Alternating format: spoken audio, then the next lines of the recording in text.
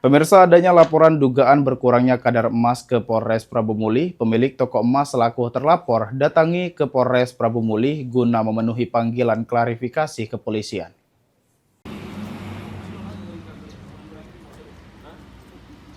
Adanya laporan dari pelapor ke Polres Prabu Muli terhadap pemilik toko emas terkait berkurangnya kadar emas yang dibeli pelapor.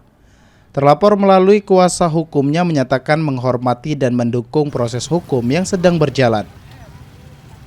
Terlapor selaku pemilik toko emas telah memenuhi panggilan penyidik Polres Prabu Muli untuk memberikan klarifikasi dan keterangan, dan siap mengikuti seluruh tahapan pemeriksaan sesuai ketentuan hukum yang berlaku.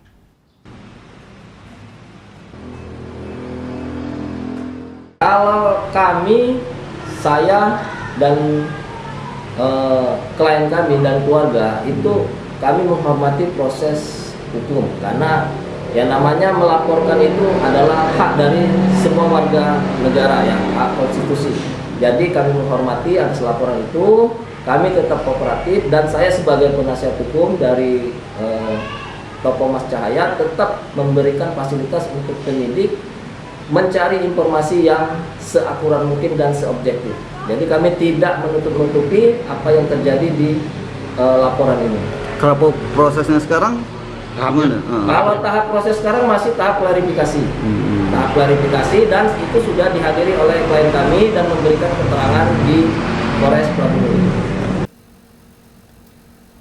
Selain itu, Kanit Pitsus Satreskrim Polres Prabu Muli, Ibda Fajirudin, setelah memanggil pemilik toko emas, pihaknya akan memanggil saksi ahli. Emas sudah kita panggil, kemarin sudah kita BAP, terus dari keterangan mereka sudah kita ambil juga.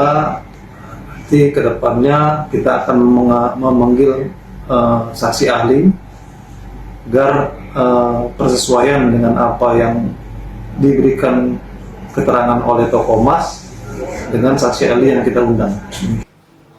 Hingga saat ini laporan yang dibuat di Polres Prabu Muli masih dalam tahap proses klarifikasi, belum ada pihak yang dijadikan tersangka oleh polisi.